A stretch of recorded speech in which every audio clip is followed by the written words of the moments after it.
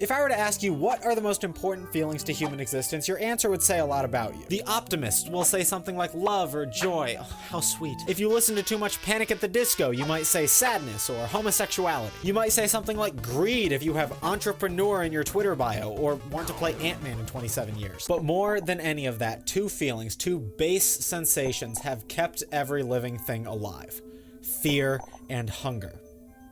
And horny, but that's not in the title. Fear and Hunger is a game best known for being incredibly cruel and having lots of dicks. But beyond the sausage fest, it's probably one of the most memorable games I've ever played. I have been thinking about this game for over a year because there are just so many aspects that stick with you whether you want it to or not. The characters, the world, the atmosphere, the fact that it's kind of a piece of garbage. And the game was popular enough in specifically Russia, I assume because it's not too different from their regular life, to warrant a sequel. That's right, double feature. We're talking about both because they are so incredibly different from each other. And each draws their own inspirations and influences from different media and points in history. And each with honestly amazing worlds to learn about and explore.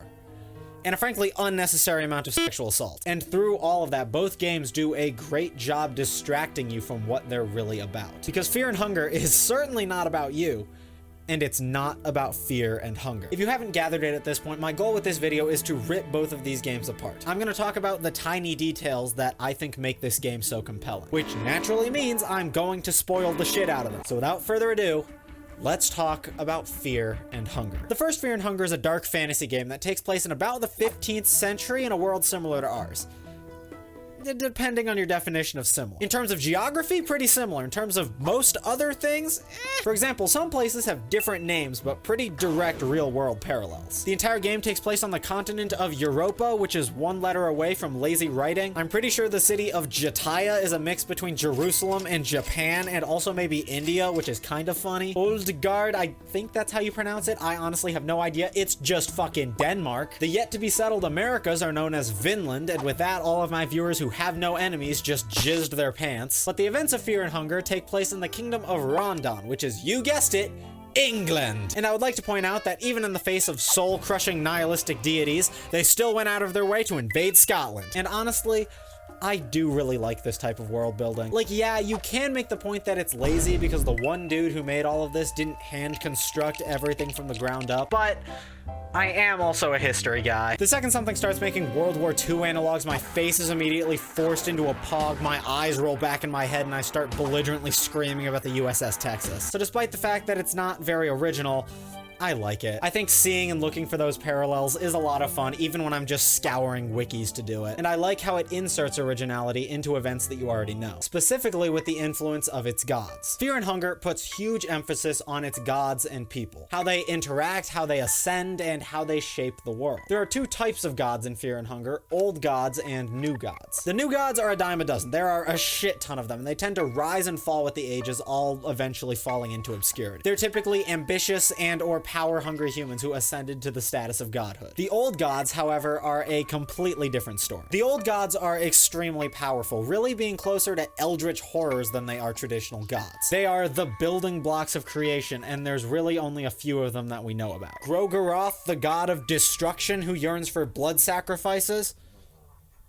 Henry Kissinger? Sylvian is the goddess of love and fertility and created humans. Through her, you can create marriages, which combine two characters into one stronger character. I cannot understate how cool I think this is as a concept. Man and woman are of one flesh and all of that. Although you can be gay, so big win for horrific amalgamations. Rare, the trickster moon god, who's a silly guy. The god of the depths, who is a mouth. And Allmare, who, unlike the other old gods, is an ascended human, who he's Jesus. Virgin birth, 12 apostles, crucifixion, the whole shebang. This one does kind of grind my gears a little bit. I just find it kind of comically distracting that your options for worship are like the primordial god of blood and destruction, the eldritch goddess of love and fertility, or you can be Catholic. Like, it's not even a Jesus-like figure, or the game has Jesus imagery. He is straight up a one-to-one Jesus Echo Fighter.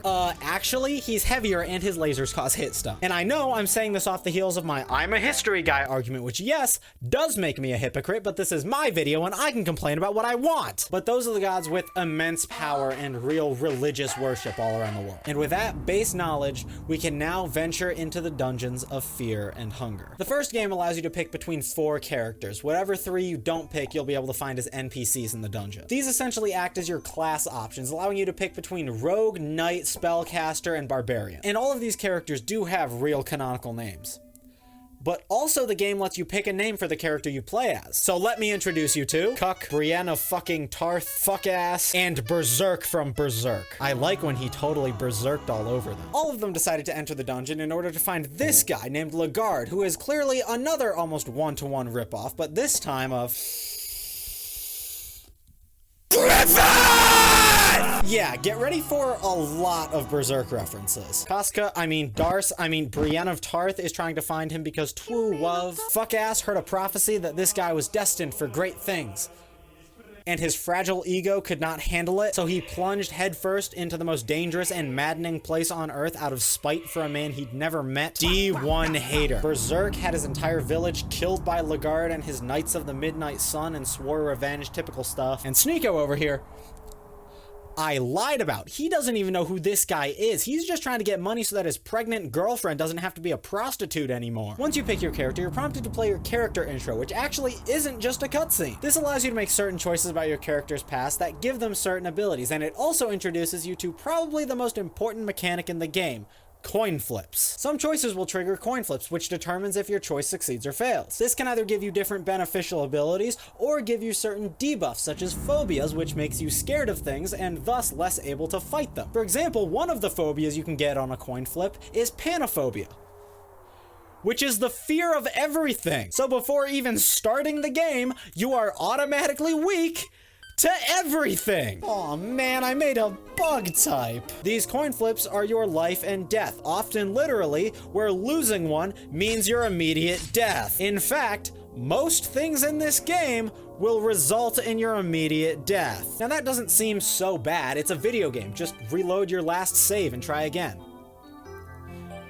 Remember that coin flip thing? Yeah, fuck this game because it fucks you back. And on top of being incredibly punishing, the game is also incredibly obtuse. You are gonna pick up a lot of items and you're not gonna know what most of them do. And sometimes the game doesn't even tell you what it can do. For example, the item description for the empty scroll, which just says an empty scroll waiting for someone to write in it, and omits the fact that this is literally the most useful item in the game and can be used to spawn in basically any item or learn almost any spell. Mechanically, this game is the equivalent of running headfirst into a brick wall, and the battles are no different, because Fear and Hunger has a limb mechanic, not just letting you cut off enemy limbs, but giving enemies an attack for each of their limbs. And sometimes that attack triggers a coin flip that instantly kills you. And on top of that, you have to balance your mind meter to keep from going insane and your hunger meter to keep from starving to death. And the only way to deal with that is to search barrels and boxes that randomly generate loot and hope you find things like food to deal with hunger and opium and booze to relax your nerves. Get this man his keys. And make sure you don't do something like step on a rusty nail, which will make you die of infection so long as you don't bleed to death first. You get the point. This game fucking hates you. There are much better videos that talk about this game's gameplay in much greater depth. That's not my goal here. I often view games as delivery systems for interesting stories, worlds, characters, etc. And this game is probably the epitome of that for me. I don't like turn-based combat, I don't like hunger mechanics, I don't like punishing save systems, etc. But everything else about the game is so all-consumingly interesting to me that I was willing to slog through that. However, it's almost impossible to talk about this game's story without its difficulty, because the difficulty is the story. The dungeons of Fear and Hunger are the embodiment of insignificance. Just being in them is crushing to the human mind. There is no leveling up. You are at the disposal of the tools that the dungeon gives you and your own ingenuity and knowledge. Without the obscene difficulty, those themes would ring completely hollow. So while I personally despise a lot of this game's mechanics, it doesn't usually feel like it's being hard just for the sake of being hard. The world is setting an expectation and the gameplay is living up to it, and I will always appreciate that. You are supposed to be exploring someplace horrifying, bordering on incomprehensible, and every part of the game works towards that. And I think one of the most effective ways that the game works towards it is through its art style. Fear and Hunger looks fucking depressing. Mighty drab, if I do say so myself. Your characters look run down. Every monster is more disgusting than the last. The art style of the world itself is the opposite of inviting. It builds towards this horrifying and depressing atmosphere. You have to explore the dark places of the world in order to progress, but every piece is telling you not to. The mechanics, the atmosphere, the characters, the monsters, all of them serve as your own sense of fear. It's mimicking the feeling of ignoring your base instinct, the one thing that has kept our species alive. You know you should tuck tail and run. Your fear wants you to flee, but your hunger forces you forward. At every point, the game is telling you one thing: you should not be here. Like the dungeon itself, Fear and Hunger is a game with multiple layers. There is the initial motivator of find Lagarde and escape. Just doing this lets your body leave, but leaves your mind trapped in the dungeons below. However, that initial motivation eventually falls away and opens into a much grander purpose that really begins when you find the city underground. Mahabre. Mahabre was originally created to worship the old gods, but as time went on, it eventually became the home of the new gods and became the place for mortals to go to ascend to new gods. And in the city, you can access the Hall of Gods, where new gods retire to when their time is over and they've been forgotten. And should you so choose, that option is also available to you. After several steps are taken, and you probably die a lot, your character can choose to become a new god, lead humanity for a time, and then eventually retire to the hall. Or, if you're really persistent, each character has their own special endings. Cuck finds a bunch of treasure, frees his girlfriend, and lives his life very rich and very much with PTSD. Berserk kills fucking everything and earns the title the God of Ultra Violence. Fuck-ass reads a lot. Yeah, and female character over here. We'll talk about that ending later. Or you can take the harder option. You find this little girl locked in a cage, lead her through the entire dungeon, resist the urge to sell her to the Catman, lead her into the maw of a dead old god, and allow her to ascend. Because she is the child of a human and a new god, similar to Homelander Jesus over here, which allows her to become something with power similar to that of the old gods, the god of fear and hunger. Why I hold my arms here. I just realized I do Family Guy hands. And all of that is part of what makes this game so cool and memorable to me. I love how this game takes the concept of ascending to godhood and subverts it. Because yes, you can ascend, but the highest level you can ascend to is really just a pawn for older and more powerful gods. And once your time fades, you become nothing. Despite being given, in the words of the genie, phenomenal cosmic powers, it still comes with a good helping of cosmic dread. Because what's a century or two of usefulness in the face of an eternity of irrelevance? Except some new gods demand more. Some refuse to be resigned to the hall. And that leads us to Fear and Hunger 2, Termina. Fear and Hunger 2 takes place several hundred years after the first game, during World War II. She fluttered her starboard side to lob her shots further inland. Again, there are quite a few differences. The USSR is called the Eastern Union, the Nazis are the Bremen Empire. The United States doesn't fucking exist because the entire continent is haunted. However, there is still some stuff that's the same. Vatican City still exists. Oh, thank God. This game takes place in the town of Prehevil, Bohemia, which is most likely Prague, Czechoslovakia, which has been taken over by the Bremen Empire's marching men of Knight's Day and their cloaked Kaiser, who, you guessed it, is the Führer and the SS. And I don't think this one likes to get pissed on, but you never know. Hey, that's not proven. Oh no, how dare I slander Adolf Hitler. Here, I'll write it out. Now it's libel. Anyways, it turns out this town randomly participates in something called the Festival of Termina because of moon god shenanigans. And now you and 13 other people need to kill each other off Hunger Games style over the next 3 days. And this game is so obviously Majora's Mask. Moon with a scary face, 3-day time limit, NPCs with their own schedules. The town in Majora's Mask is called Termina. It's very unsubtle, and I very much like it. Oh yeah, and you also get to pick between 8 different characters in this game. Doctor Who, Child Soldier, Trans Witch, Jotaro Kujo, the woke media, the mandatory female mechanic character in every action movie, the mandatory black voodoo character in every detective show, and I have no legs and I must guard it. That specific phrase is so far removed from what it's actually like referencing. And each of them has to explore the town and hopefully not die, which is easier said than done because the entire population of Prehevil is, how do I say this? Batshit fucking insane and also evil, because along with being inspired by Majora's Mask, the game is also very inspired by Bloodborne and even makes direct reference to it at some points. What? And someone already made a 30-minute long video about Bloodborne? Crazy how that works. This town and its inhabitants are obviously the victims of some cruel and ne'er all-powerful force. And if you and your fellow contestants dilly-dally too long, then you will also succumb to this fate, becoming moon-scorched. Now, some of these people waste no time. They have zero constitution. They roll up and immediately become demons if you don't take the right steps. Hell, this dude becomes the mayor! And that type of thing is what makes this game's characters stick out to me. I really like dynamic characters who feel like they're walking around and operating in the same world as you on their own. And I honestly think that the single coolest way this game does that is with the moon-scorched forms. When you enter combat with strange monsters or even a familiar face and then realize, I recognize those pants. I think that's much more memorable than, I recognize that guy from the character selection screen! I think where if a lot of games had this many characters and this many character stories going on at the same time, it would feel like too many cooks in the kitchen. But I think this game manages to wow, great writing there. This game manages its characters very well, slowly leading you down the path of unraveling them, as opposed to just dumping them on you. Or if you're really a go-getter, you can say fuck all that, go full Leatherface and butcher every contestant you see. Hear that?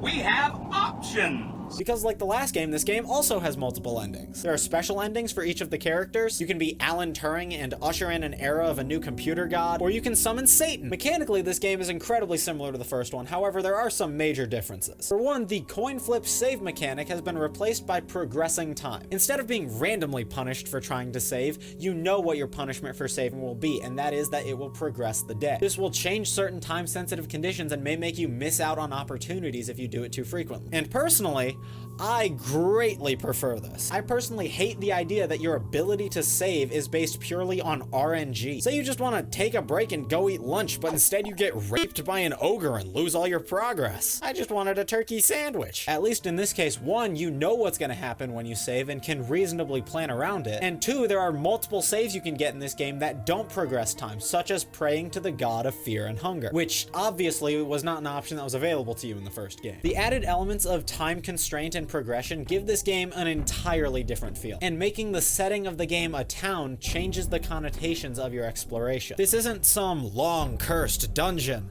It's a small town barely caught up with modern technology that has been ripped apart by war and literal divine intervention. You are no longer exploring a place that hates you, you are encountering people that hate you and are suffering. This subtle change massively changes your mindset when playing. In the first game, every time I encountered something horrifying or run ending, that felt more like the dungeon's fault. Whereas in this game, for some reason, things feel more personal. I found myself thinking less, fuck this game, and more, fuck this guy specifically. And I really appreciated what that change did for my experience. And along with that, this game really harps more on the effects that these old gods have had on civilization. The game is overflowing with themes of religious and parental trauma. Again, the game is much less, life sucks and then you die, and more, people suck and then you die. However, despite the many changes and several improvements that this game made, I still prefer the first game by a long shot, which is absolutely insane to me because have I mentioned that I like World War II history? Yeah, I watched Band of Brothers on HBO Max, mostly because I think the first Fear and Hunger does one thing better than almost any other game, and that's atmosphere. Typically, that would be the perfect transition into a long-winded segment where I talk about the different atmospheres of all the different areas of the first game, but I really don't feel like I can accurately describe what makes this game feel so special. I have spent a long time trying to put words to why I like the first game as much as I do, and it really just comes down to vibes, and I find myself being unable to explain it. There's just something about delving so deep into primordial depths that you discover a land of forgotten gods that rings with me. To me, Fear and Hunger 1 just delivers that oppressive feeling of that is not dead which can eternal lie, and with strange eons even death may die. So much more than the sequel. And no character in these games embodies that quote more than my personal favorite character, Lagarde. As I mentioned earlier, in the first game, Lagarde is the main motivation for most of the characters to enter the dungeons of Fear and Hunger. He's the charismatic leader of a mercenary band, the hero of prophecy, yada yada. He's Griffith if you read Berserk, and if you haven't, go read it. I have no more money! Unlike you, Lagarde entered the dungeons with one goal, to ascend to godhood and usher in a new era with himself at the helm. And provided he doesn't get butchered before you get to him or get his head ripped off by a crow man, You can help him do that by tearing your way through the dungeon, slaughtering the reigning new gods, and allowing him to sit on the throne of ascension. You get to witness the birth of a new god for this age, the Yellow King. I know that name. The King in Yellow is a compilation of short stories written by Robert W. Chambers. The book is a renowned publication in the world of weird fiction, with an emphasis on the weird. Not weird as in the book is exceptionally strange, but because after the first few stories, it kind of stops being weird fiction altogether and becomes about love stories. But one of the most notable things about the book is that The King in Yellow isn't actually about the King in Yellow. The King in Yellow is the title of a play within the book that's said to be the pinnacle of artistic achievement. But at the same time, it's said that reading the second act of the play reveals truths so profound that the reader is driven mad from that point on. And what makes that concept so ominous is that we never get to read the play. We as the reader are only given a few small excerpts from the first act, just enough to understand the maddened ramblings of the book's characters who have read it. It creates this constant uneasiness and this feeling that the entire book, both happy and sad, is orbiting around something intangibly horrifying. And I think giving the title of King in Yellow to Lagarde is meant as more than just a cool reference like some of the other things in this game. Mainly because just like the King in Yellow, Fear and Hunger is not about fear and hunger. Now, I'm not arguing something stupid like those mechanics don't exist, or even that the birth of the god of fear and hunger isn't the point of the first game. And if it were just the first game, I think this argument would probably be invalid. But the second game changes all of that. In the second game, the god of fear and hunger is relegated to a god you can pray to save your game. Very important, don't get me wrong, but not really worthy of the titular role, because this series is following the actions of one specific and relentless man. What color was the Kaiser's cloak again? Yeah, sure, let's fucking make him Hitler. I don't know, yeah, that works. Lagarde did all of this, became the Fuhrer, started World War II, all of that for one reason: to usher in the era of the new machine god. Lagarde is the last barrier guarding the machine god. And so you enter combat with the Yellow King in all his might. Except that you don't. Because while Lagarde ascending to godhood is one of the endings of Fear and Hunger, it's not the real one. And now we come to Darce's true ending. She cannot save the man she loves from the dungeon. He is dead before she arrives. But she can do the next best thing and attempt to bring him back. After she herself braves the dungeons, she manages to assemble a spell that will resurrect the dead mercenary leader, except that he's brought back as a shell of what he used to be. Having failed to ascend, but still being unable to die, he attempted to herald his new age, donning new flesh and the cloaked color of what he could have been. Except that he was overshadowed by a greater god, a crueler god, the god of fear and hunger, who's also his daughter, but I couldn't easily fit that into the script anywhere. And as decades pass, the forgotten man of prophecy pulls the strings of history, eventually working his way up to Kaiser of the Bremen Empire. And from there, he heard of an attempt to create a new god, where one person would be selected to be reborn as the machine god of the new age. And even with the power and ruthlessness of, let's be honest, the Third Reich behind him, he was still too late. Someone else beat him to it, and the King in Yellow has to resign himself to being a guard dog. And as he fights, his godlike facade slips away, and he literally shows his true colors. Nothing more than a rotting corpse. This is what's left of him after decades of bitter ambition. The game uses its framing, characters, and storytelling to hide the fact that no matter who you choose to play as, you are not the main character. Fear and Hunger follows the continuous failings of a man who has promised the world and is doing everything in his power to revive that promise. Lagarde is the best character in, and I would argue the protagonist of Fear and Hunger. But as you've probably been able to tell throughout, this game is a lot of things, but original isn't exactly one of them. Most of the things in these games are based off of something else, whether that be real history, games, books, etc. This guy's based on a penis. Hell, I've only been talking about things that I know and recognize off the top of my head. There are so many more parts of this game inspired by things that I don't know about. And if I'm honest, that's also why I love these games as much as I do. I love when things, whether it be games, videos, movies, etc., wear their inspirations on their sleeves. As someone who wears his inspirations on his sleeve, things referencing and showing passion for other things is what leads people to new media. Again, I decided to read The King in Yellow because it was referenced in this game. The amount of things I've discovered I enjoy because someone else's creations led me there is uncountable. And honestly, that's one of my goals with this channel. The course of my life has been completely changed by family family, friends, and yes, YouTubers